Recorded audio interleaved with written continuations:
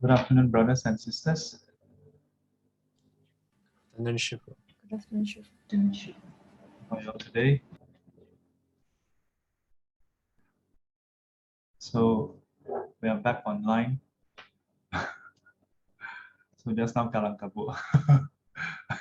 I now repeated one line. I was like, makan tu uju patipan no bhagavato. Gitu.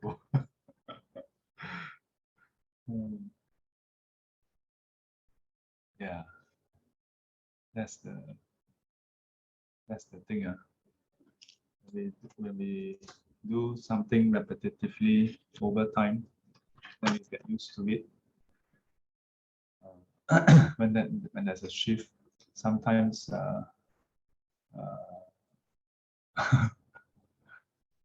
okay, let's see. So usually we will in the live class we will actually ask everybody ask whether there's anybody new. So let me see. Today is our first time having the Zoom and Facebook concurrently for the SGC as well. So should we ask? Let me see.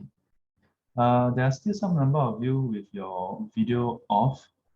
Can we get Xiu Juan, Esther, Li Hui, Quack, Jess, and Gek Sing to turn on your webcam?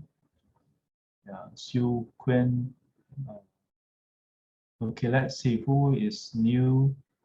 Anybody who is new to SGC? Now I'm getting confused because we have the daily sitting. So it looks exactly the same. So I don't know who is new anymore. I think Kia Kim looks newer. Tae Kia Kim. Are you new? Your mic is off. Yeah. So how do you get to I'm know new about to it? Zoom.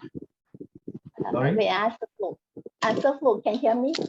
Can. Answer Fu, can you hear me? Yes. I'm quite new to the Zoom. Hello, Sir Fu. Me? Yes, I can hear you. Can you hear me? Yeah, I get to know through Sai Kiang. Oh, thank you. Very Yeah, so she was telling welcome. me to her link. So I say, okay, available. Many years ago, I ever take your Heart Sutra course. Many years ago. Many years Yeah, ago. Yeah. Where was that? I think maybe 8 years. Oh, Maybe wow. 8 years. Wow. So I just see the title of the topic there. I'm very interested. That's why I joined. Wow, then I sweat. Okay, thank you, Sir Fu. Okay, welcome. Let's see, who else is new? Xiu Quen, I think, did you attend the SGC live? Xiu Juan, Xiu Quen. Not for the live, but ever go to SG that site library. And I see. So how did you get to know about the Zoom today? from the website on the Facebook then. Okay. Welcome. Let me see who else. The rest, I don't know. Who else haven't introduced before? Raise your hand. Otherwise, I will assume you all attended before. Otherwise, our class cannot finish. So today's topic, as Kia Kim shared, she says that when she see the topic, she's very interested. So this make me sweat. Because as I remarked to some students, this is again thanks to our volunteer Sai Kiang. She always come out with very big topics. Yeah. When I say big topics, what do I mean? I mean the topic itself covers it's very massive. So Abhidhamma. Today's topic is on Abhidhamma. If you go around looking at the various courses in Singapore on Abhidhamma, it's usually like in terms of years, at least 1 year, 2 years, or 3 years. Usually, if you have a one talk, then it's just an overview. It's just an introduction kind of talk. So I hope you all are mentally prepared. This is a level 100 talk, not even 200. So if you are thinking, oh, I attended Abhidhamma class before, I want to come and learn more, this is more like an overview. So what is Abhidhamma? I prepared some information. Then I prepared halfway, then I realized if I continue in that direction, I will again, like last week, the 10 qualities, I realized that if I continue in the direction I was on, I will have too many pages. So I decided, okay, I'll just give overview of some things, and then I will share with you the standard 7 books in the Pali tradition. In the Theravadan tradition, they have 7 books, and even then it's just an overview. And today, perhaps I will share with you my own encounter with what is Abhidhamma, and in the lineage I was trained in, the approach we take in looking at the Abhidhamma text or the commentaries, and perhaps that can serve as a guide for all of you on how you can look at Abhidhamma. Okay, so let me share the screen. Let me share the screen. Okay, so can you all see the screen? Yeah. So the word Abhidhamma shouldn't be foreign to most of us. So it comprises 2 parts. One is Abhi, the other one is Dharma. I've written down Abhidharma and Abhidhamma. So one is in Sanskrit, one is in Pali. They fundamentally mean the same thing. Yeah. So the word Abhi has a few meanings. The common ones is higher or superior. I've seen some translations where they translate as beyond. Yeah. So so that's to refer that this set of texts, this set of teachings refer to the higher Dharma. And Dharma here can refer to the Buddha's teaching. Yeah. But in some texts it says that it's actually talking about the phenomena. Yeah. So the teachings on the higher teachings about phenomena, you can say that. In the Chinese tradition, we transliterate as Abhidhammo, yeah, or Abhidhan, or Bidhan. So all this refers to the same thing, Abhidhamma. And in terms of the Abhidhamma, then it falls under the Tripitaka, isn't it? The Tripitaka, what we call the 3 basket.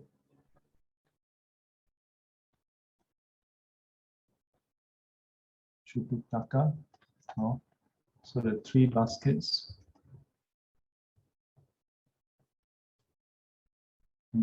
Let me just.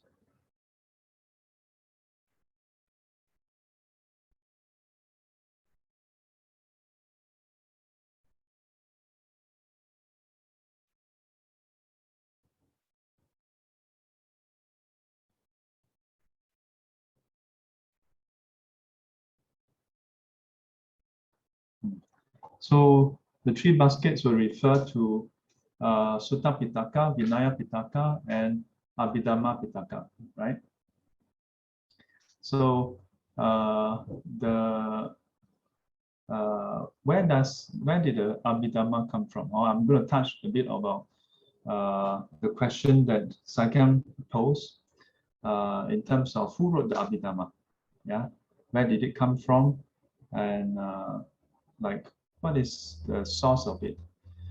We know that in all the traditions, it is widely agreed that the first two Pitaka, the Vinaya and the what do you call it, the Sutta Pitaka, it stems from the first council where Venerable Mahakashyapa convened the first council with 500 Arahants, Venerable Upali reciting the Vinaya Pitaka, and then Venerable Ananda reciting the Suttas, right? So most would agree that the Abhidhamma wasn't readily recited at that point in time. But if you look at various texts on Abhidhamma, there are different understanding of where it comes from. Some would say that the Buddha actually formulated the full teachings in the first 4 weeks after enlightenment, yeah, and that the essence of what is found in Abhidhamma is already taught, yeah, and found in the suttas, yeah. But at the same time, if you look at the Abhidhamma itself, it does contain further elaboration of certain key concepts found in the suttas. The key concepts are found in the suttas, but the elaborations are not. So by and large, across most traditions, we would agree that the Abhidhamma is a collection of analysis, compilation of the teachings, yeah, and organizing them into certain structures. So we will look at the different texts, and then also perhaps look at a bit of the structures that is commonly found in the various traditions of Abhidhamma. You will also find that if you search online, whether in terms of the internet or in various classes, right? In the Theravadan tradition, there is the standard 7 books of Abhidhamma, but beyond that, there are also commentaries, such as the famous Visuddhimagga. But beyond Visuddhimagga by Venerable Buddhaghosa, there are also other commentaries. So here I've listed out like Dazhi Dilun. It is a commentary on the Mahaprajna Paramita Sutra. So this belongs to the Madhyamika school, the Prajna series. The next one, Chen Shilun, also under the Prajna school. Yeah, so both expounds and further elaborate the principles found in the emptiness school. So the other ones I've listed down here, Yuchye Siddhilun, Yugachara Bhumisastra, Siddhartha Mahana Samgraha, Chen Wei Silun, basically the establishment of Yogacara, or the consciousness only school, and then the Da Chen Bai Fa Mingmen Lun, basically a kind of like a subtext equivalent to the Dhamma Sangani that we'll go through later. So by and large, in the Chinese Mahayana tradition, we see this all the commentaries as further explanation of the teachings found in the suttas. But very interestingly, if you look at most of the Theravada texts on the commentary on the Abhidhamma, you'll find this very interesting narrative, which is that besides a notion that the Abhidhamma was already formulated by the Buddha, yeah, within the first 4 weeks of his enlightenment, it is also said that at some point the Buddha actually went up to Tavamtisa heaven and gave teachings to the heavenly beings there, including his mother who has passed away. Yeah, and that every day he would come down and give summary teachings to Venerable Sariputra, who in turn gave the teachings to Venerable Ananda. Yeah, and so there's this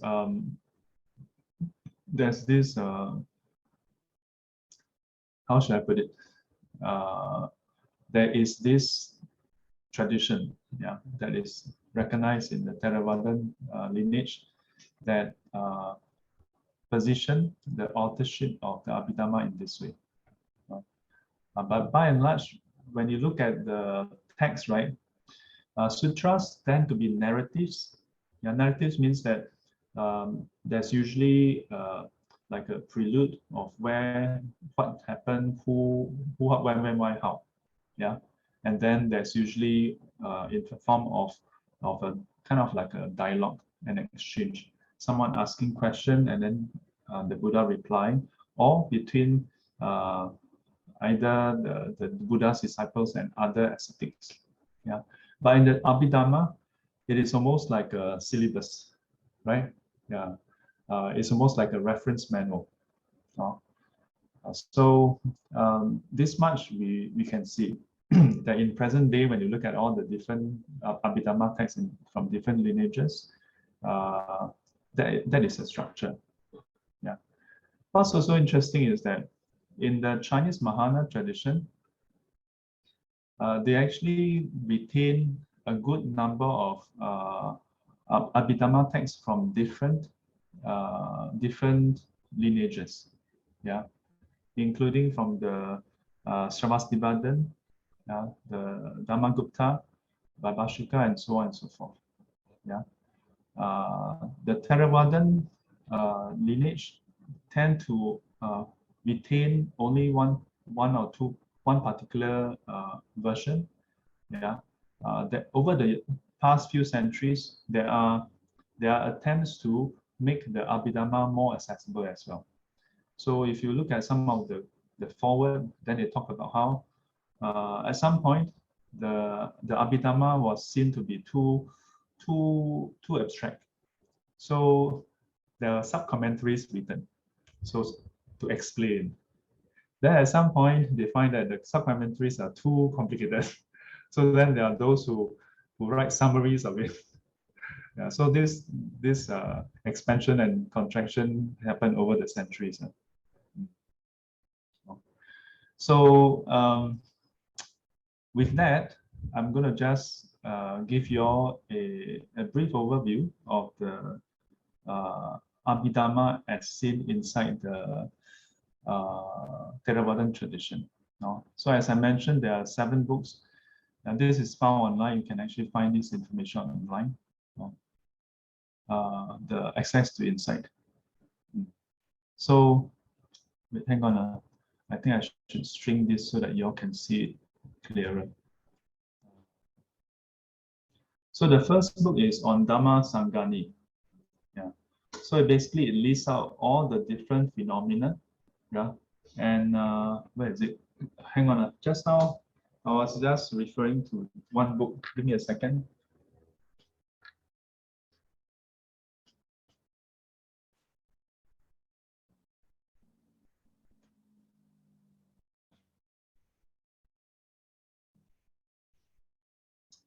Yeah. So the first book on Dhamma Sangani lists out the various phenomena, what we also call Dhamma. Yeah, Dhamma or Dharma is referring to phenomena. Yeah, as we know, Dhamma has 3 meanings. Phenomena, that means things, not just physical things, but mental, physical things. And then the second is the support, the principles that defines them. And the third is Buddha Dhamma, right? So here Dhamma Sangani refers to phenomena.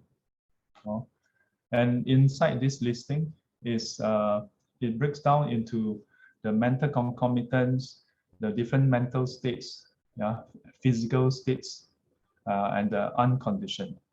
So in this other text, which I highlighted here, the 大乘白法明文论, right? So this one, so this is a supplement. This is a text on the 白法, which I used in the past to conduct the class. So this book itself is almost like an equivalent to the Dhamma Sangani. It lists out all the different phenomena, grouping it into 5 broad categories. Yeah, 心所这个心不相应行法，色法心不相应行法，then 无为法。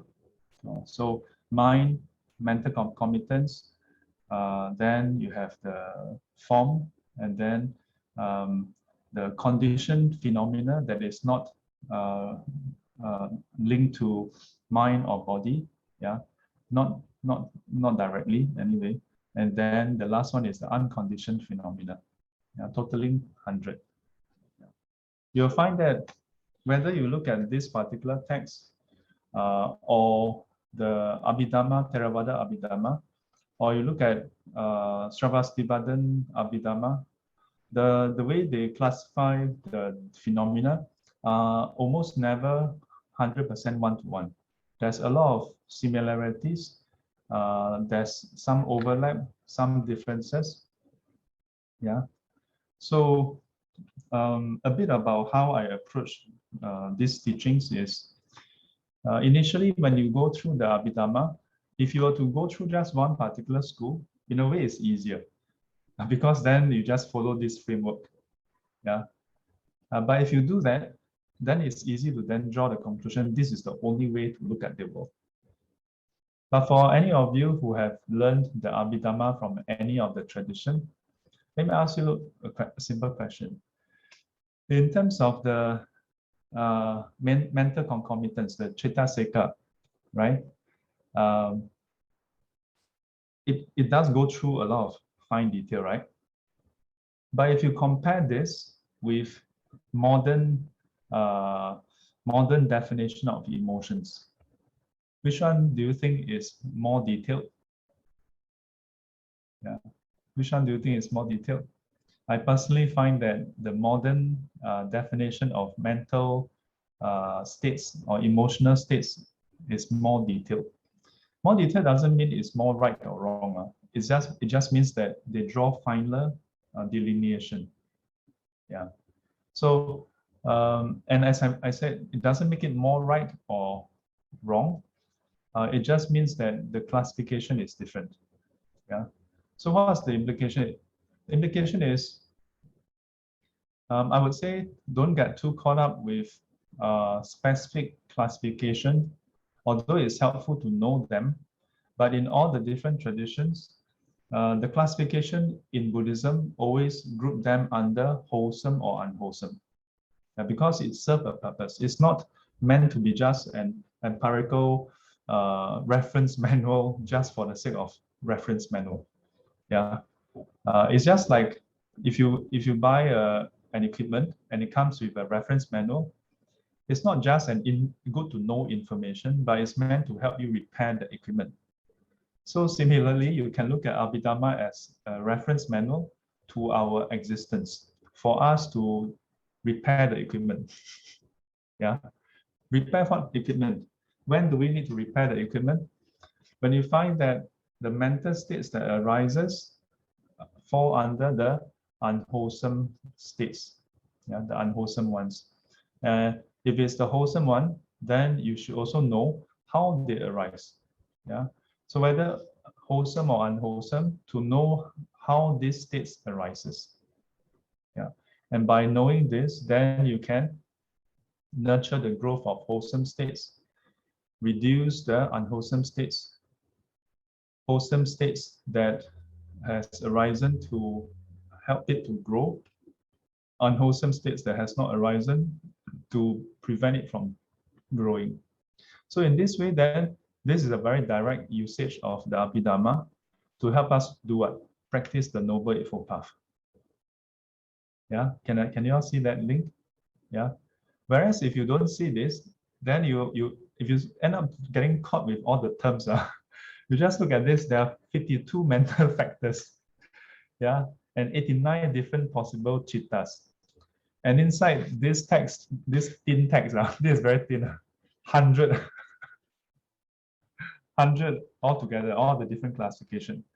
So if you were to learn thinking that, oh, it's like when we study in school, memorize everything, then I personally find that approach will help you to clear exams. If you are taking a diploma course or a bachelor's course, you should maybe go and memorize because that's the only way they test you, right? Yeah. But if you want to use it as part of your course of spiritual practice, then you want to map what you have learned to what you are going through. Yeah. Or another way to look at it is to map what you have gone through, what you are going through, with what is taught. And bear in mind that it is seldom one-to-one. As I mentioned in many classes, even the fundamental defilements like greed, hatred, delusion, most of the time in our day-to-day, we don't specifically think of our own mental states as greed, hatred, delusion, right? We may feel frustrated, but we seldom think that we are full of hatred, right? We may want more of of a certain food or the company of a certain person, yeah, or watch one more episode of Netflix, right? But we rarely think of ourselves as greedy, yeah, right? We seldom think of ourselves as having, wow, I have craving for Netflix. Yeah, I mean, sometimes we do use that word, right? But oftentimes it's actually a form of it.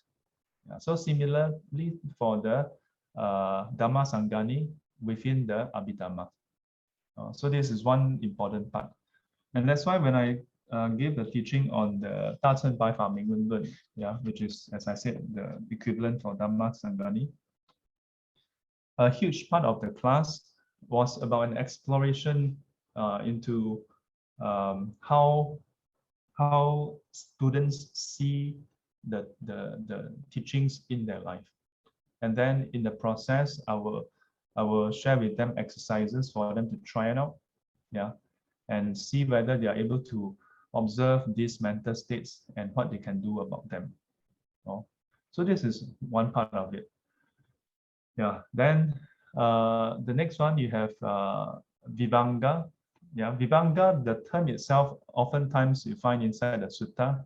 Vibhanga itself is more or less translated as analysis. Yeah, so like in the Pali Canon, you have Magga Vibhanga, Shacha Vibhanga, and so on and so forth. So here is more further analysis of it.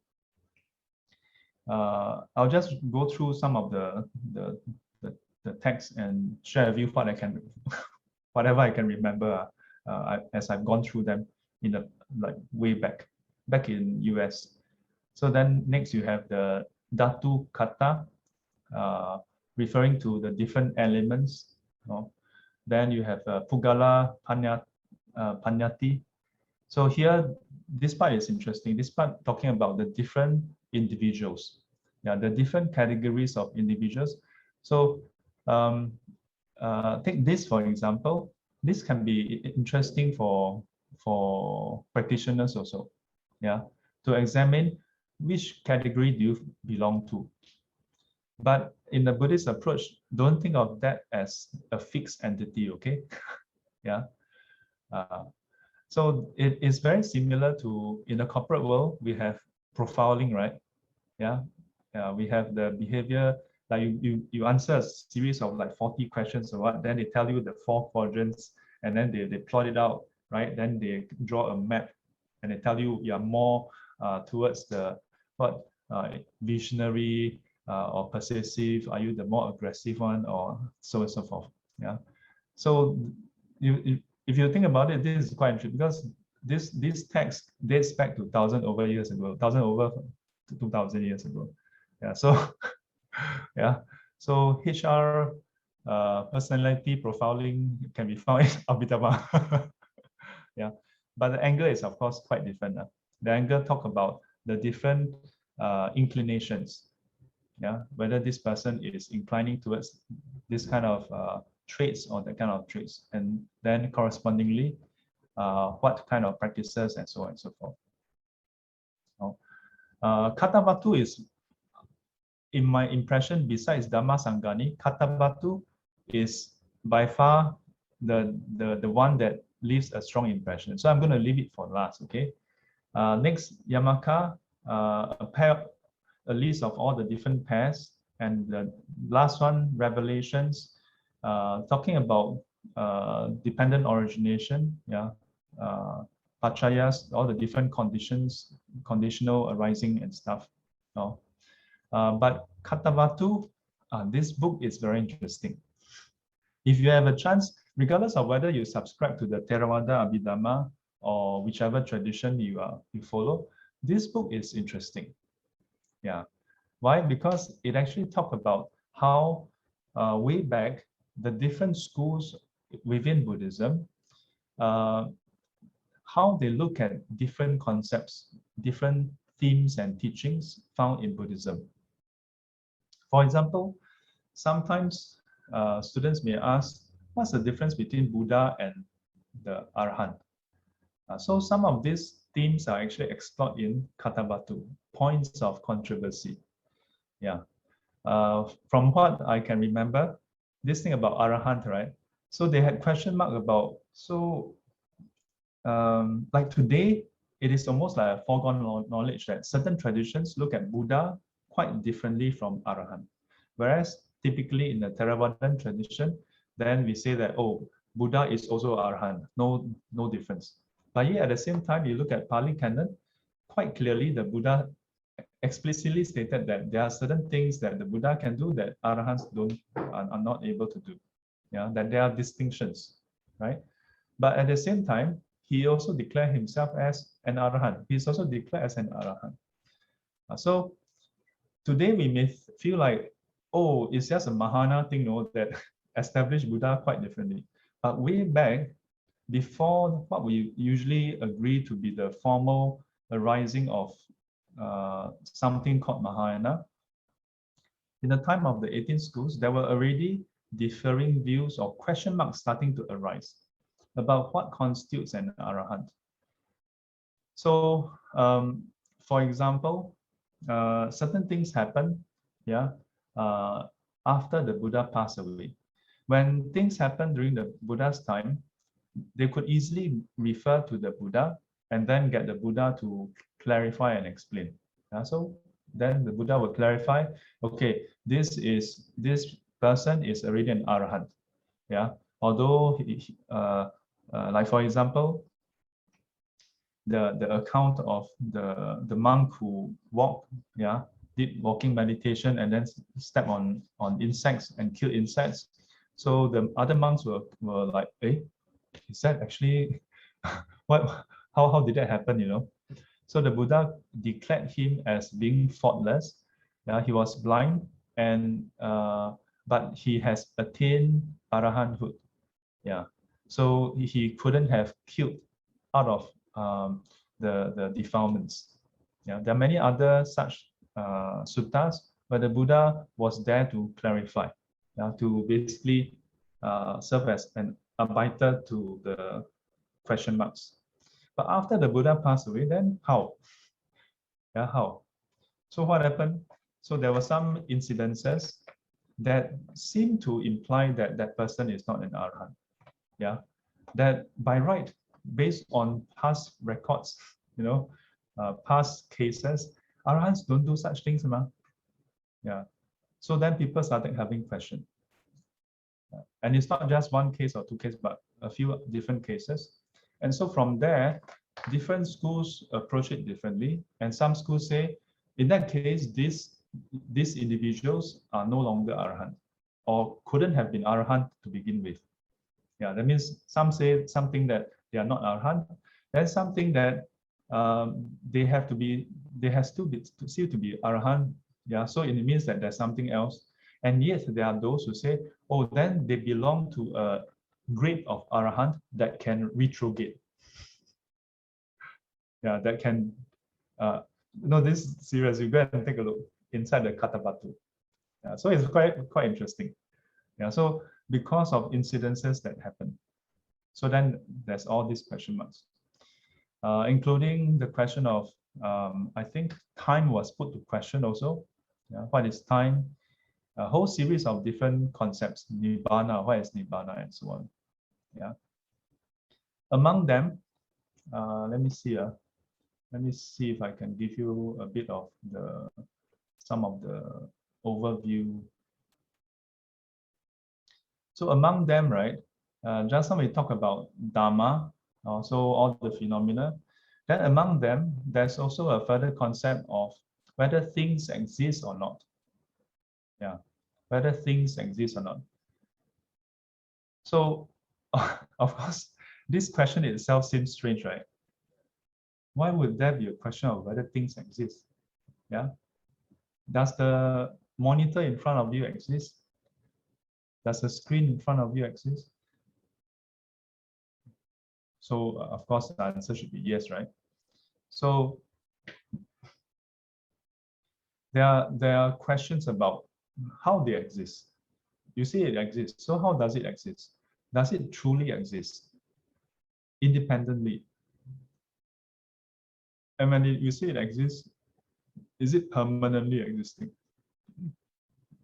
And of course, today is again seem to be a foregone knowledge. Yeah. So we say conditioned phenomena is impermanent. Yeah. Yeah. So after so we say now the monitor is in front of you. So if we say it exists. So how about the monitor you had in the past? Does it exist? And how about a monitor that you're going to buy in the future? Does it exist? Of course, you can say, yeah, of course it exists. It's inside the shopping mall. Yeah. So some of these questions become somewhat philosophical. Yeah, and it's not simply about, oh, because it's in a shopping mall. If it's so simple, they wouldn't be writing a treatise about it. Yeah. It has to do with the question of past, future, and present. Does the past exist or not exist? Does the future exist or not exist? Yeah. So there are those, when you go through the text, not just this part, but the whole Abhidhamma, and not just the Theravadan tradition, but also from the other texts that I've mentioned. There are many who look at them and say, hey, this is like a counterpart to what the Western world consider as philosophy, right? Looking at the nature of the world, the reality that we exist in. Yeah, the reality that we exist in. So then another concept is what we call swabhava. Yeah, 自性. Chinese we call it 自性. And whether something has inherent nature or not, and it's linked to the part that just now I talked about whether things all exist. Yeah, there's actually such a school, no, that states that all things exist, and here all things means things in the past, things in the future, things in the present, and it's called Sravastibhadan. Yeah, Sravastibhadan. If you go into the commentaries, you'll find this term very common. Yeah, Sravastibhadan, Mula Sravastibhadan. No? So the fact that you are attending SGC, there's a high chance you attended the Heart Sutra, like our sister just now. What's her name? Where did she go to? Kia Kim, yeah, Kia Kim, right? Can you remember Kia Kim? The Heart Sutra, the teaching. Now it's time for you to have a revision. Don't stress out because she ran away. Next week, don't turn up for class anymore. Yeah, but most of you, I think, would have attended some talks on the Heart Sutra, and then the teaching on emptiness. Yeah, so emptiness is about nature. Do things have nature? Meaning that it have some qualities that is inside. Yeah, that means this thing has certain quality in and by itself. Yeah, does such a thing exist? Yeah.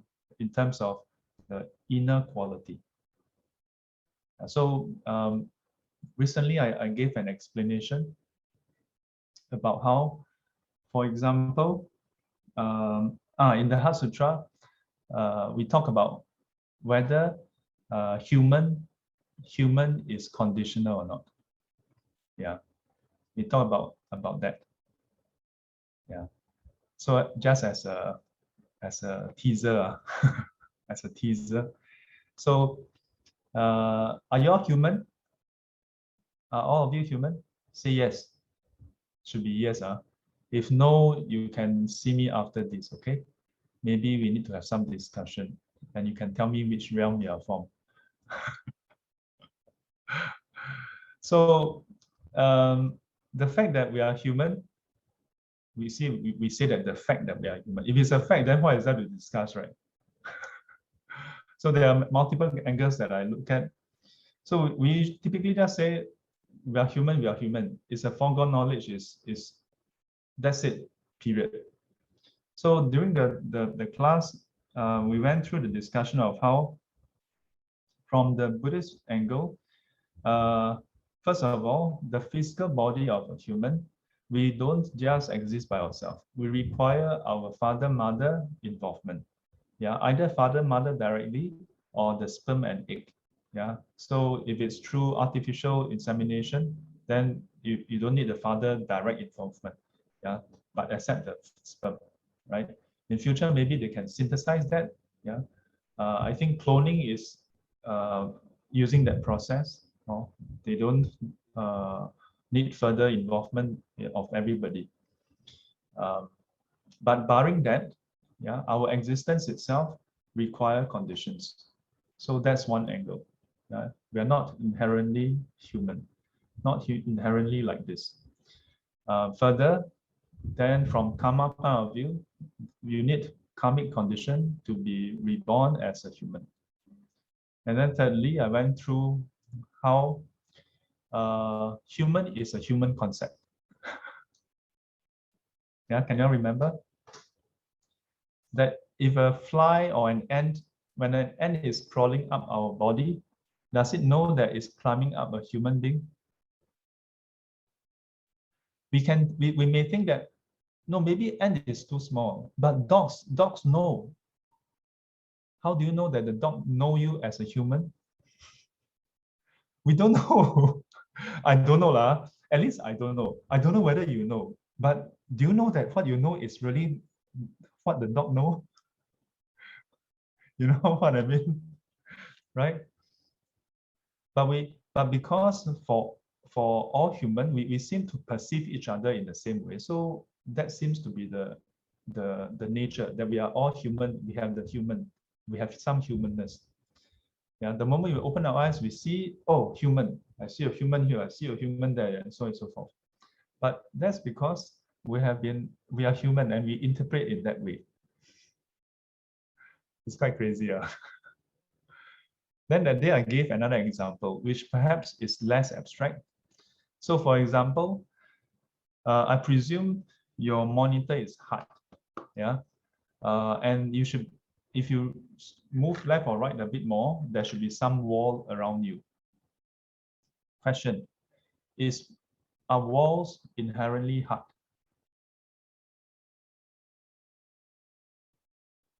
Now you are wondering, is it hard? If you're not sure, very simple. You can just find out. Just go towards the wall and knock your head. Yeah, just knock your head. Try. Yeah, but just because it's hard now doesn't mean tomorrow will be hard. So every day you knock.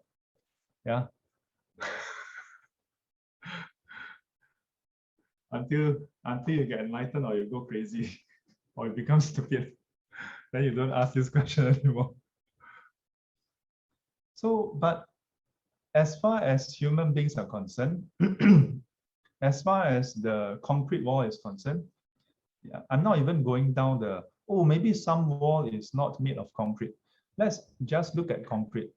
Okay, are concrete walls inherently hard? So this is where it becomes interesting.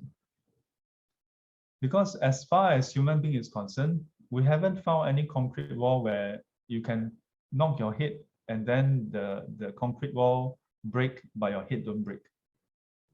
Right? Actually, I did knock into a wall before, you know. I was in a Buddhist library and Bhante was at the third floor and I was going out for a talk. So I came out and I saw him with the volunteers and then I greeted him, talked to him a bit. And as I was going off in somewhat a bit of a rush, so after talking, I just turned around and there was a pillar. And I knocked myself into the wall. And it was so loud. You know how loud it is? When I turn around, this is how Bante looked like. Bante Dharma Ratana. He said, I've never seen him look so shocked before. He's like, he was speechless here. And all the few volunteers like, Shifu, are you okay? And I'm like, I'm okay. And when I hit the wall, I saw something drop off. There's a chip, one piece of the wall of the pillar came off. So if you have a chance, usually visitors cannot go to the third floor because third floor is where the volunteers are. But if you have a chance to go to the third floor, when you open the door into the common area, the first pillar on the right, nearest to the door, yeah, and you try to find around 1.75 meter, because that's where, 1.8 is here, so maybe 1.75 meters you measure, you should see a chip. Oh, Shifu, so you prove that wall is not inherently hard. your head is harder than the wall. No, that's not the proof. The point is, as far as human beings are concerned, with human beings as a condition, the wall is hard. The wall is not by itself hard. That's why you can tear down the wall with an excavator. If the wall is inherently hard, nothing can break it. It's as simple as that. But it doesn't end there. That day's discussion goes further to highlight that. But because as far as human beings is concerned, although we also see construction workers, break down walls, they use the steel ball, and then the wall just, and sometimes you see some videos. Okay, don't ask me why I watch videos of construction workers demolishing walls. Okay, yeah, but I've seen, and it's quite long, and you see them. It's quite amazing. They stand on the ledge of the wall, and they are demolishing the very wall they are standing on, without safety guidelines or anything. It's mind-blowing. The point is, despite us witnessing all this, we tend to draw the wrong conclusion that walls are inherently hard. Because with respect to us, they are hard. Now, what does this mean? This means that we have a tendency to draw the wrong conclusion about things having inherentness. That whether the wall is hard or not, perhaps it's less material, right? Unless you have a tendency to knock into walls like myself. But if you apply this principle into how we look at people, then you may start to think further. How often do we look at someone and then form a first impression or pass a judgment and think that the person is inherently like this or like that, right? And when someone tells you that, no, it's just your impression, your first impression only, we may even further feel that, no, Shifu, the person is always like that. Right? I'm telling you this because I experienced this myself. So the trouble is this. Within our lifetime, our interaction with certain individuals may oftentimes result in the same experience. But Shifu, I thought you said that things are not inherent.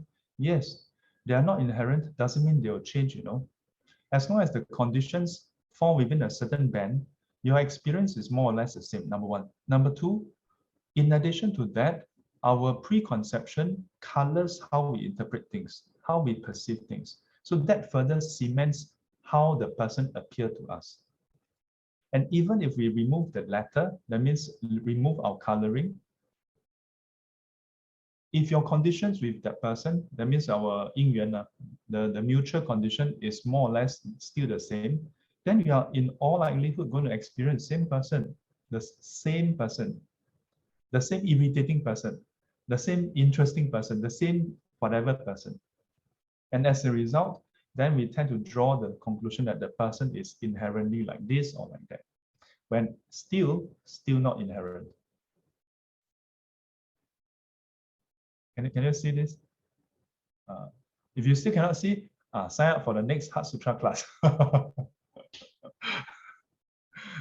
So this theme on whether things are inherent or not is explored in many angles, from many point of view, within Abhidhamma also, but not necessarily in that detail or in the same way inside the Theravada one. Here I'm going beyond Theravada Abhidhamma. Okay, in like Sarvastivadana Abhidhamma and so on, they have commentaries on such topics. Yeah, because there are, do not think that all schools purport that things have no inherentness. There are some schools that states that no, there is inherentness. Very interesting. Besides that, then there are other themes regarding how things come about. Conditionality. Yeah, and here conditionality is not simply linked to emptiness again. Okay, yeah, talking about the various conditions required. So you talk about 六种因、五种果、四种缘. Yeah, the 6 causes, the 5 fruits and 4 conditions. And different schools have slightly different terms or definition of them. Then temporality, just now I mentioned about it already. Yeah, past, future, present. Then about rebirth and identity. So these are themes that you find in normal Dharma talks we also talk about, right? But in the Abhidhamma, then there's further questions about this. Yeah, and these are common questions actually. Questions like, hey, Shifu, in Buddhism we teach no self, right? Then if there's no self, then how do you have rebirth? Right? So if you consider all this, then you realize that Abhidhamma is not so foreign. The impression sometimes we get about Abhidhamma is, well, Abhidhamma is some very, well, because it's a higher text, it's a superior text. So as though it's some master's degree course, university, like PhD level, then you can study that. But actually, it's about the very questions we have, isn't it? Yeah. Except that when we have those questions, it's maybe not so formally established, not very formalized. Yeah, and maybe we only thought about one part, but the various Abhidhamma texts look at it from so many other angles. So these are interesting for us, not just as a point of curiosity, but helpful for us to explore, to learn, because then it can help us to, when we revisit the teachings, such as the Eightfold Path, the Four Noble Truths, it can help us to re-look at it and say, hey, how does it map together? Yeah. When we learn no self, what's the point of no self? When I first learned about the teaching of no self, it was simply as the 3 universal characteristics. Yeah, anicca, dukkha, anatta, memorize. Yeah. For me, a lot of Buddhisms, I didn't really try to memorize them. The only thing I had to memorize was the Heart Sutra. And it was because there was this Taiwanese instructor who helped to conduct the Dharma camp for NTU Buddhist Society.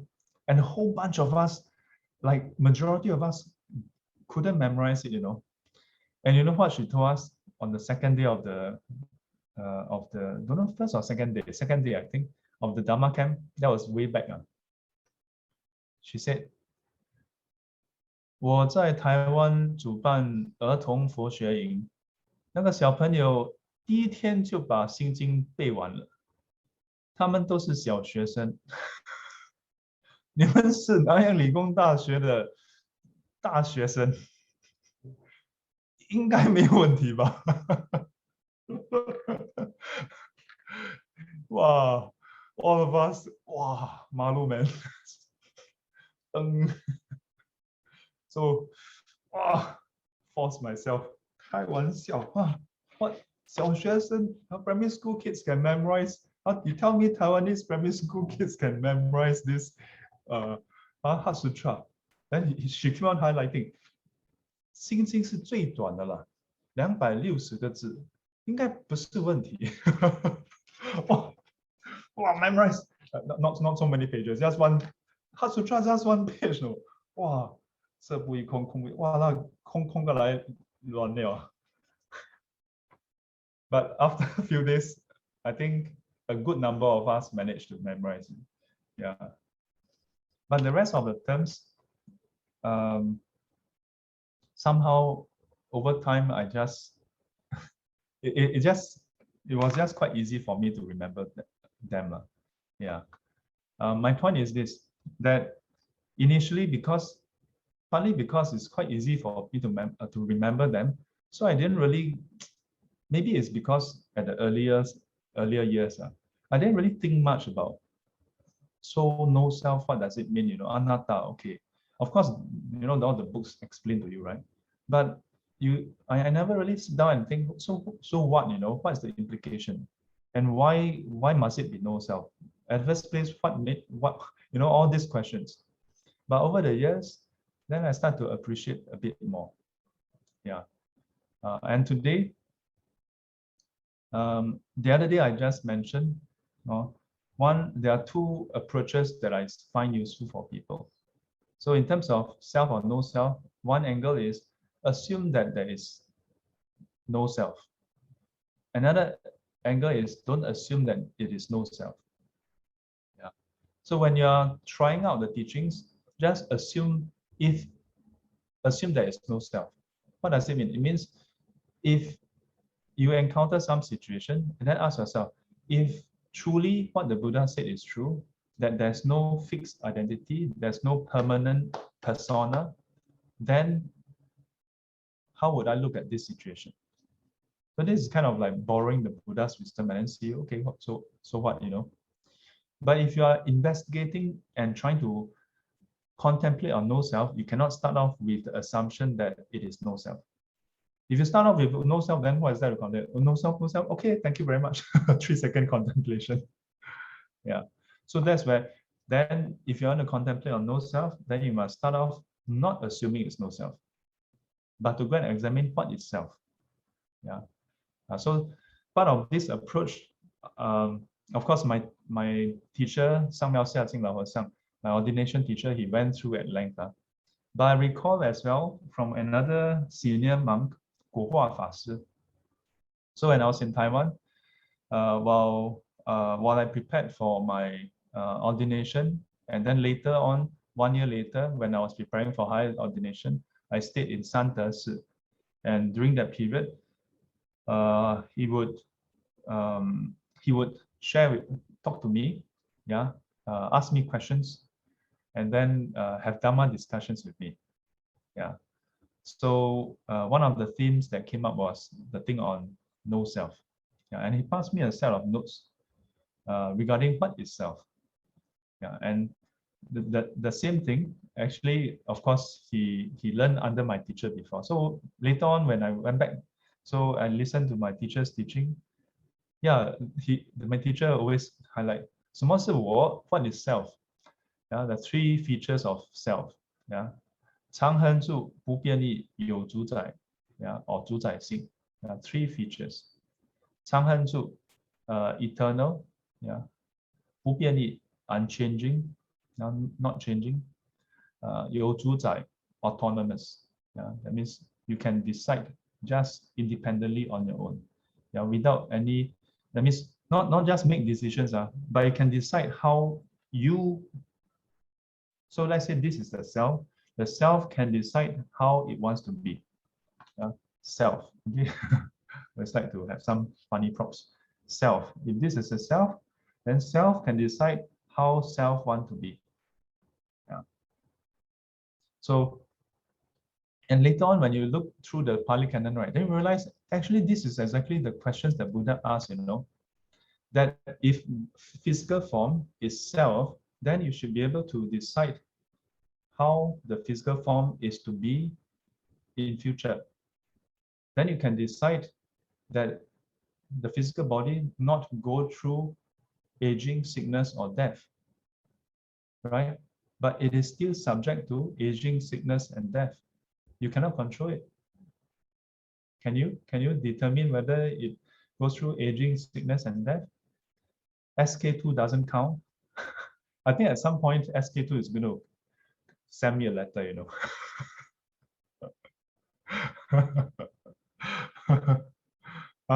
Maybe they will send me a sample.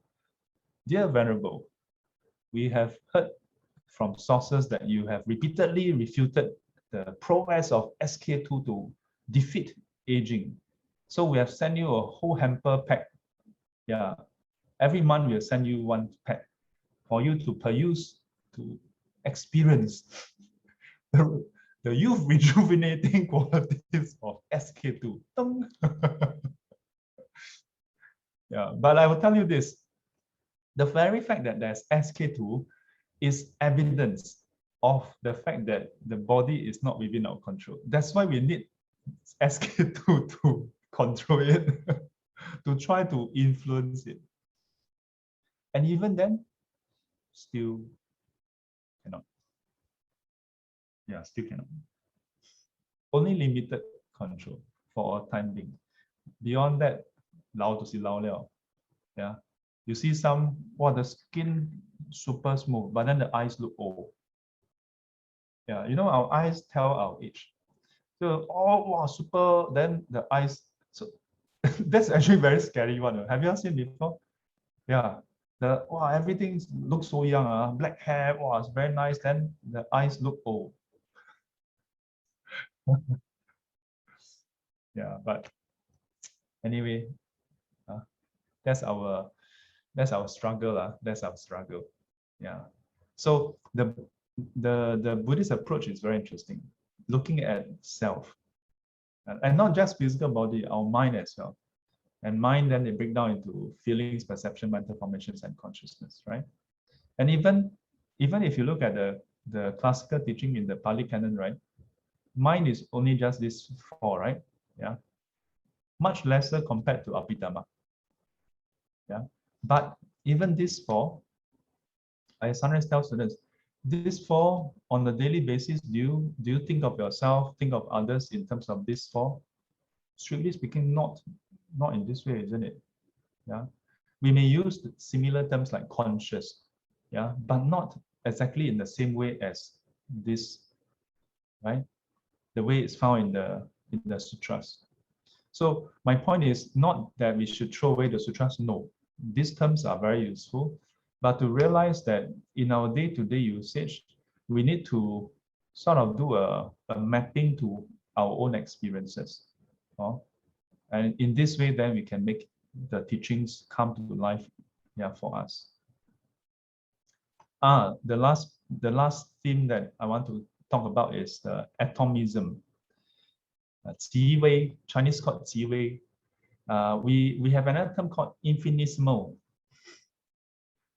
Very cheap term. Even for me, it's cheap.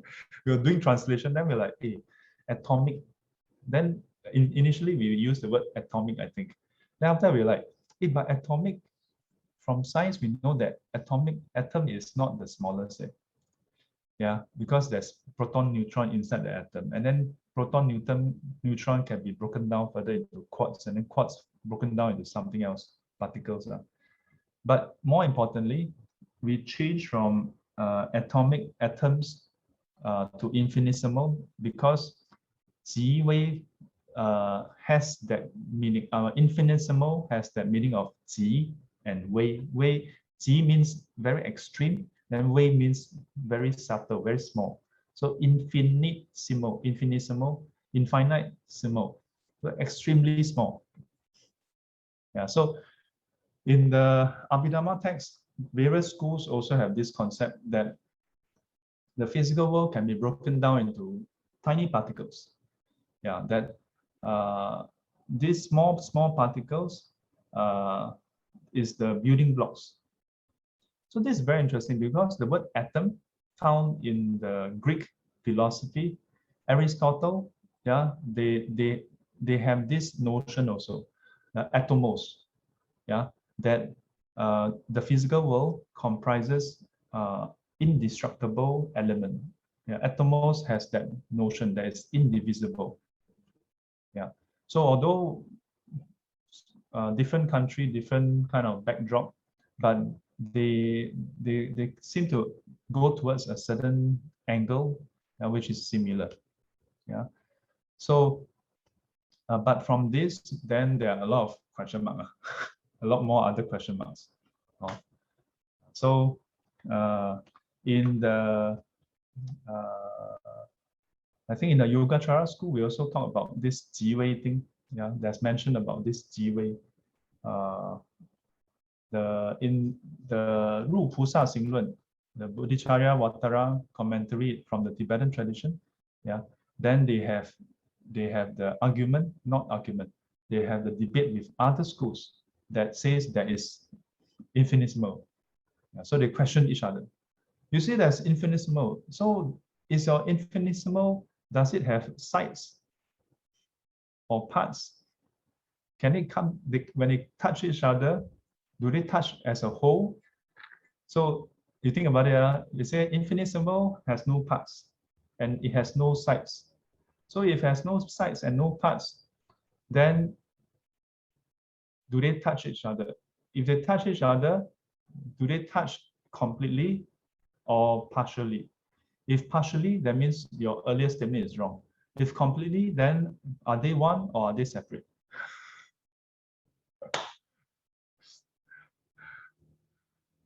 It's mind twisting.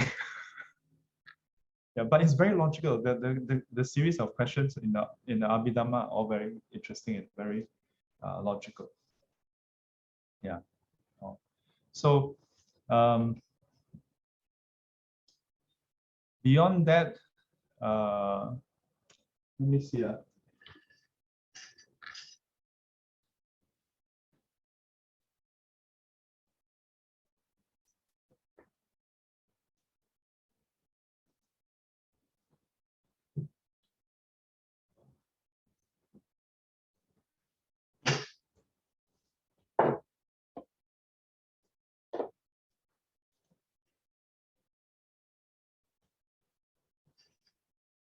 So when Dharma talk until cannot talk already, so show.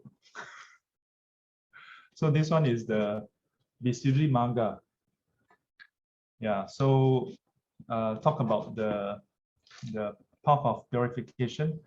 It loosely follows 7 stages that can be found in the Pali Canon, the sutta on the 7 chariots, 7 chariots, starting from Sila, Samadhi, and then wisdom and views, and so on and so forth.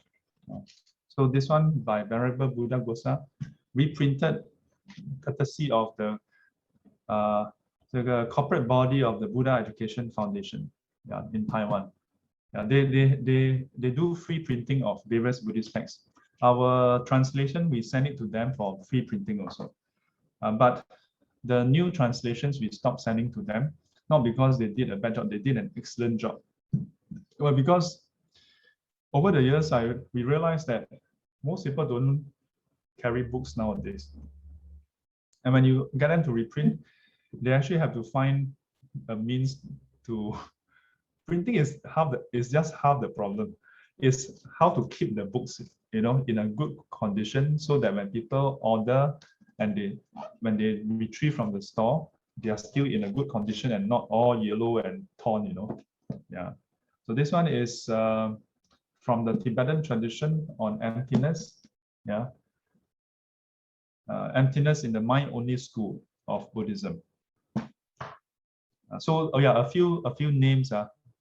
So just now mentioned Venerable Buddha Gosa, right? Then you have Vasubandhu, Vasubandhu. Yeah, and we have Venerable Asanga. So they are under the consciousness only school. Venerable Nagarjuna is under the he's reputed to have established the emptiness only school, or emptiness school, not emptiness only. Then you have that Theravada Abhidhamma. Then you have the Sravastivada Abhidhamma. A good number of these books are actually from Sister Ming. Yeah, she very kindly. Come on, think about it. Some were gifted to me. Some, I don't know whether it was lent to me, but somehow become permanently lent. She didn't ask. Then I thought, well, if she needs, she will ask for me. Maybe I should check in with her. Yeah, but I know that some of it were given to me. Like I think this one, yeah, this one has a note. So this one is quite clearly given to me. Now this Sravastivada Abhidhamma is written by the Fa Guang Fa Shi. This one is different from the one who is known in Singapore. This one is, I believe, he's the one who teaches in Hong Kong. Yeah, who teaches in Hong Kong. But there are a lot of other books lah. Oh, so the whole shelf lah. I cannot be bringing the whole shelf down. So, oh, 2 more minutes left. Oh, I thought today I will finish at 3 o'clock. Abhidhamma is a very interesting journey for myself. I must also do a what you call that, a proper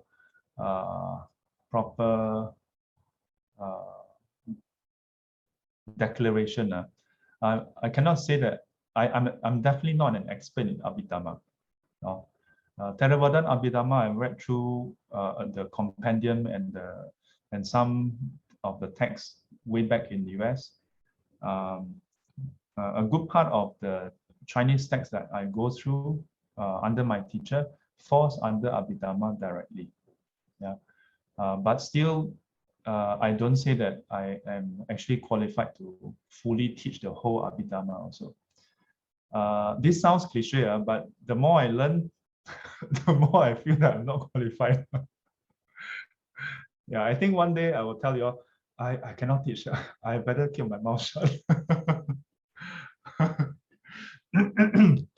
Yeah. So do you all have any questions to ask? Anybody have any questions to ask? You can also send me a text if you all have any questions to ask. I hope today's session serve as a primer, or as I mentioned, is meant to be a level 100. So it's more like an introduction. And I hope it pique your interest and curiosity about what Abhidhamma is. If you leave this session with more questions than answer, then I've done my job. And I hope that you all will go and attend classes on Abhidhamma elsewhere. Don't ask me to start Abhidhamma classes. I know, if I don't say that later on after this, there'll be students who say, hey, so Sifu, that day I attended the SGC on Abhidhamma. Hey, so when are you going to start? Let me just tell you all first, okay? Before you all send me text, call me and tell me or whatever. Currently, I'm waiting to clear Wednesday Dharma Sutra, Thursday the Ruposa Singlun, Buddhicharya Vatara. Okay, so these two are long-running classes. Wednesday class may take another few months, at least a few more months. Thursday class is wrapping up because we are doing the rereading. No? But I have a few backlog. Yeah, I have a few backlog. Like Tapeizo, I did once, and then after that, Vicky asked me a few times, so Sifu, are you gonna do it again? Then I'm like, Tapeizo quite long also.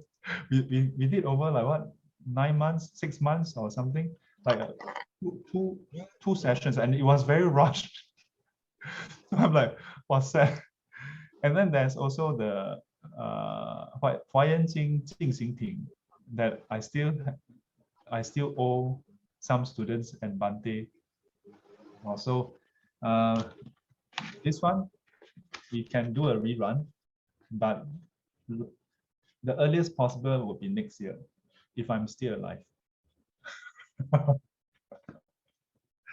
Okay. So with that,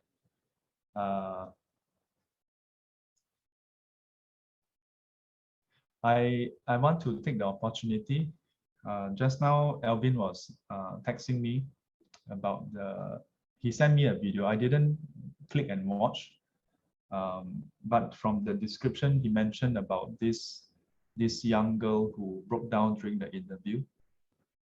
I don't think I need to watch it to appreciate that the devastation, the trauma, the tragedy that is happening is beyond words. Yeah, so I'd like to take this opportunity to invite all of you and whoever is watching this to extend love and compassion to all in Palestine and also in Israel. That to wish for them to find peace, to find strength and courage in these very, very difficult times. Then imagine now all we have to contend is, oh, now we cannot meet and have gathering of 5% anymore. Now we can only have 2%, and then cannot dine in. You know, when you see news like, and you see the actual footage of the rockets firing back and forth and the whole building being demolished, and you think about what we're going through, there's nothing. There is really nothing. So to extend love and compassion to them, may they be able to receive the support and care wherever they are. And for those who perish, may they find peace, whichever realm they are reborn. May they have the conditions to be reborn in a happy realm, be in contact with the Buddha, Dharma, and the Sangha, and practice and attain final liberation in due time. I'd like to also further extend dedication to I want to say India, but it's not just India, isn't it? It's all over the world. Yeah, so many people suffering. That may all who have perished due to the COVID-19 be reborn in a happy realm. Those who are suffering from it be able to receive suitable medical aid, care, and recover in due time. May all beings be well and happy. Sabbe Satta Sukhita Hontu. 愿消三障诸烦恼，愿消三障诸烦恼，愿得智慧真明了，愿得智慧真明了，不愿罪障悉消除，不愿罪障悉消除，世世常行菩萨道。世世常行菩萨道。阿弥陀佛。